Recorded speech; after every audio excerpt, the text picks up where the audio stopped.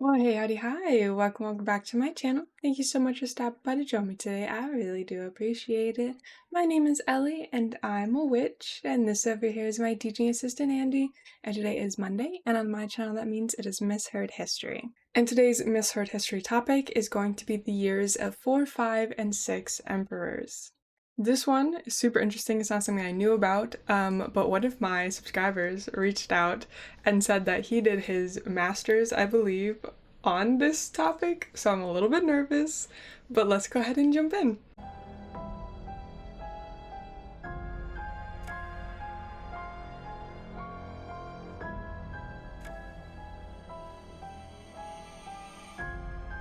So when researching this topic, I originally was just looking at the year of 4 emperors, but then I stumbled upon 2 more instances of the multi-emperor years. But I will do this in order. It just happens that the historical timeline goes in order of 4, 5, and 6. Also, a quick trigger warning before I jump in: war, murder, and multiple instances of suicide. The year of 4 emperors happened in 69 CE and is considered the first civil war of Rome. We start at the end of Nero's reign. This time was turbulent, marked by political trials and plots like the Pisonian plot.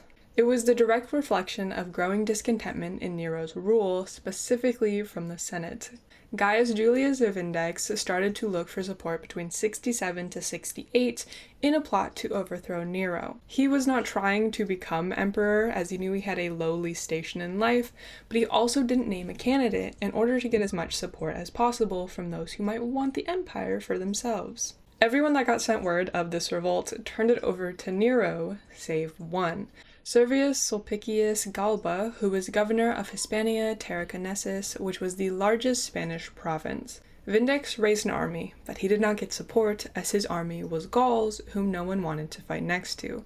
Galba was game though, and Vindex turned to him for support. Vindex named Galba emperor in what is now Cartagena, Spain, in April of 68.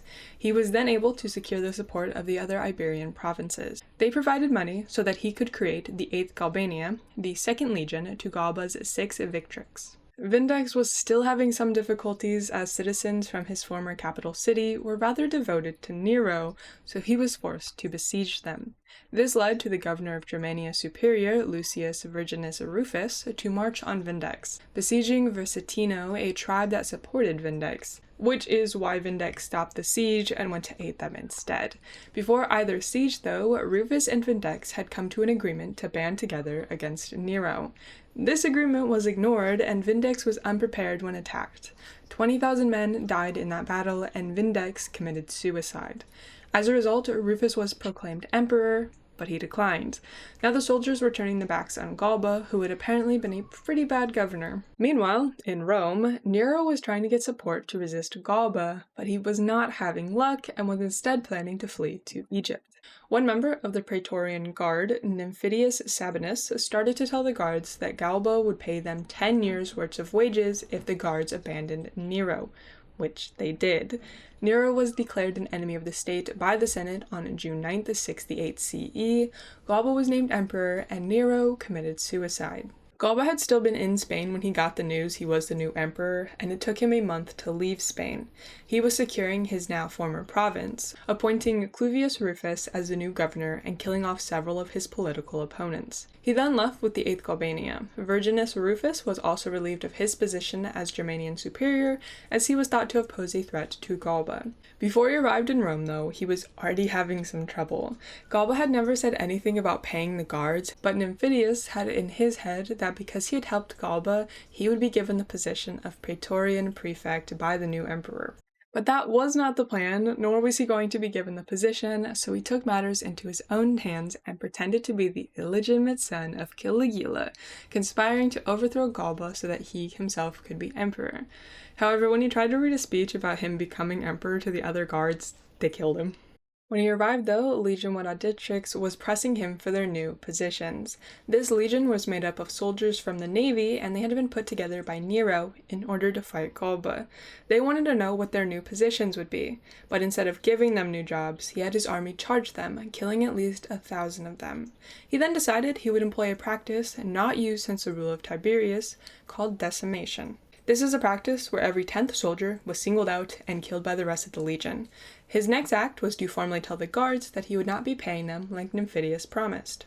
Now Galba did follow one practice that Nero had established, and that was to appoint ineffectual men to important positions in the provinces. For example, he sent old and disabled Hordenonius Flaccus to be the new governor of Germania Superior.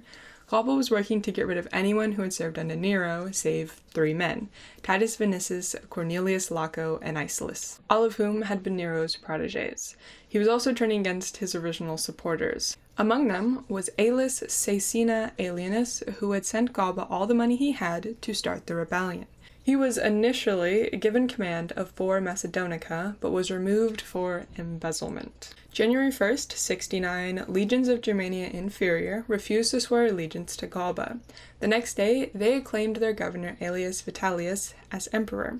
It is to note that he was appointed governor by Galba and was considered ineffectual as he was a penniless glutton. Galba did panic though and adopted a successor, one Lucius Calpurnicus Piso Lusanius, who was senator at the time. This act was not harmless though. Above all else, he royally upset nobleman Marcus Salvius Otho, who had wanted the honor for himself.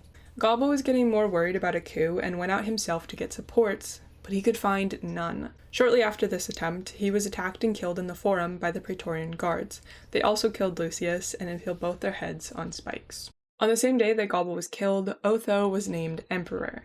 They were relieved to have this new emperor. Now, while he was ambitious and greedy, he had no history of tyranny or cruelty, so he was expected to be a fair ruler.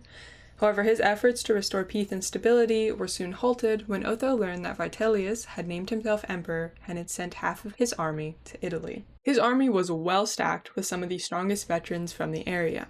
Otho was not looking for a fight and sent emissaries to propose peace and to give the offer of marrying Vitellius's daughter. There was no reasoning with him at this point though. The army still moved forward. Otho sent his army and had a few victories but suffered a great loss at the First Battle of Beticum.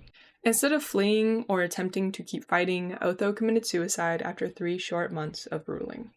After Otho's death, the Senate recognized Vitellius as emperor. Once he received word of his new role, he set out for Rome. He was not welcomed, though. The people were skeptical of him when he chose the anniversary of the Battle of Allia, a day with negative connotations according to Roman superstitions, as the day he assumed office in the role of Pontifex Maximus, which is the highest role of priesthood in their religion. So he started his reign with some rather bad omens. He immediately started throwing banquets and parades, so many that the treasury was bankrupt. He quickly accrued debts, and the lenders were demanding repayment. He then began killing all citizens he deemed to be his rival for the position of emperor. During his reign, though, there was a new emperor already being acclaimed. The legions stationed in Egypt and the Middle Eastern provinces were putting their support behind Vespasian. He had been given command by Nero to stop the first Jewish revolt. Vespasian traveled to Alexandria, where as the acclaimed emperor, he was able to take control of the vital grain supplies from Egypt. His son Titus had stayed to continue dealing with the Jewish revolt.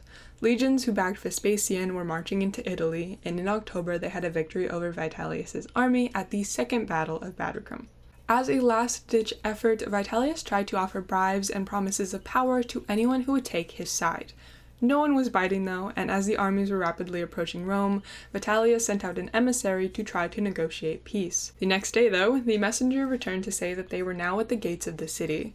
Vitellius went into hiding and prepared to flee, but he couldn't resist one last visit to the palace, which is where he was caught by Vespasian's men and killed. The Senate acknowledged Vespasian as emperor the next day, December 21st, 69. He went on to establish the Flavian dynasty, which succeeded the Julio-Claudians. Now he ruled for the next 10 years until his natural death. That is a history of the year of 4 emperors, so now let's talk about the year of the 5 emperors. To begin, we must start with the death of Cleander. His death caused Emperor Cosmosius to start to lose his sanity. He started killing members of the aristocracy who he was accusing of various crimes, but they were executed without a trial. He also began to try to remove himself from the version of him that was the ruler of Rome, like going by his birth name rather than the name he was given when he started his reign. As time went on, he became more and more paranoid. He planned a huge massacre on New Year's Eve of 192 CE. As a result, he was strangled to death. The assassin was Pertinax, who would then become the new ruler. Something to note is that historians do not know who actually planned the murder, and that it was likely not Pertinax. Pertinax was one of the few nobles left alive after the massacre, which helped him become the emperor. It also helped that he had risen through the ranks militarily and was well regarded when it came to that. He did face difficulties when he became emperor, though. There was the dire financial situation that the empire was dealing with. Then you had the accusations that were being leveled against him, accusing him of being complicit in the assassination of his predecessor. There were also some that accused him of the murder of Cleander, and therefore was responsible for Commodius's declining insanity. He was a very different leader to Commodius, as his military discipline was in stark contrast to the previous rule. One would assume that would make him a better leader, but he quickly lost favor with the guards when he refused to pay the donativium, a monetary donation made from the emperor to the guards, and started to strip them of privileges given to them under Commodius. The guards confronted him directly, but he was unable to negotiate peace and was killed. There was no clear successor. Pertinax's father-in-law Sulpicius coveted the position, but he was beat out by Didius Julianus, who promised to increase the pay for the Praetorian guards. Julianus was suspected of being responsible for the death of Pertinax, which led to some unrest. Two people taking advantage of the public sphere were Pausanias Niger, governor of Syria, and Septimus Severus, who declared himself emperor 12 days after Pertinax's death. Those who were against Julianus were calling for Pausanias to help, but Severus was closer, being in Pannonio at the time, so he and his army were the ones that went to Rome. Once there, they executed Julianus on June 1st, severing his reign at just 2 months. Now, Pausanias and Severus fought for the title of emperor. Severus was in Rome, but Pausanias had the people's support. The two of them fought for the next 2 years. And yes, I know that is longer than the year, and they are still more emperors, but this is where it gets a little bit funky. Pausanias declared himself emperor, but the Senate named Severus emperor, but historians still count Pausanias as an emperor. While Severus was fighting with Pausanias, he needed someone to be in charge, so he appointed Claudius Albinus as co-emperor. He had been the original choice for emperor after Commodius was killed, but he had declined the offer. Severus and Albinus had a pretty intense rivalry, but they came to an agreement that Albinus would stay in Rome and lead as emperor, and Severus would go and fight. But when he returned, Albinus retained control of Britain, Gaul, and Spain. Albinus served as co-emperor for 3 years until there was a civil war and he was killed. Severus is thought to have been the rightful emperor after Pertinax's death, as they seemed to be allies, which is how Severus ended up being so powerful in such a chaotic time. He was meant to be emperor after Commodus's death, but in a rush to name his successor, they went with Pertinax. After he was successful in his war against Pausanias, he returned to Rome to get Albinus out of the emperor's seat. The two waged a civil war in which Albinus died and Severus was sole emperor. He ruled for many years, founding the Severan dynasty. The year of 6 emperors came about in 238 CE. The emperors who started that year was Maximus Thax, a man known for his military prowess. He was not Roman by birth, but rather Thracian, which is modern-day Turkey, and held no titles, so when he became emperor, he was the first lowly-born emperor. During his reign, he was focused on many brutal military campaigns, and to fund them, he was heavily taxing the people. This began to turn the people and the aristocracy against him. To be fair, a lot of the aristocracy's issues was that he wasn't born an aristocrat. He was executed by his own troops in June of 238. In the province of Africa, resentment against Thax was building, and it sparked a rebellion. Respected Senator Gordian I and his son Gordian II were declared emperors in March.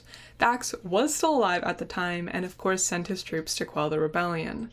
Gordian II was killed during the Battle of Carthage, and upon hearing the news, Gordian I committed suicide. Their reign was incredibly short, but it just shows the level of discontentment people had with Thax, and it inspired further action against him. After the death of the Gordians, the Senate elected 2 of its own members as co-emperors. Balbinus and Pappinus are rulers who were not well received. The people preferred the grandson of Gordian I, and that was Gordian III. The rule of the new co-emperors was short-lived, and they were killed by the Praetorian guards. They were displeased with the Senate's lack of military prowess, but also that the guards' influence was not as strong as they believed it should be. Following the deaths, Gordian III was named by the Praetorian Guard as emperor. He was just 13 years old at the time, however his rule is what ended the year of 6 emperors. As he was a minor, his rule was actually the rule of the adults around him. One of those men was Timotheus, his future father-in-law, and who was the de facto ruler. The rule of Gordian III lasted until 244, which is the year he died. It is unclear how he died, but it is assumed that he died in battle. And that is all that I have for you you today. This one is super interesting. I did not know this was a thing. I saw the recommendation to look into the year of 4 emperors on a Reddit thread. And so I did, and then it just popped up that there was more historical accounts like this, and I think that's super fascinating, so I wanted to include all of them in one video rather than doing 3 separate videos about essentially the same topic. So please tell me if I missed anything or if you have anything to add. Especially shout out to that subscriber who told me and made me so nervous for this video, because they've done a lot more research than I have. Please tell me what I missed or if this was okay. But yeah, that scared me a little bit, but I think it's fun because now I get to learn more stuff or find out if I was wrong. Like I'm totally open to criticism. If I get something wrong, please tell me. But yeah, future videos.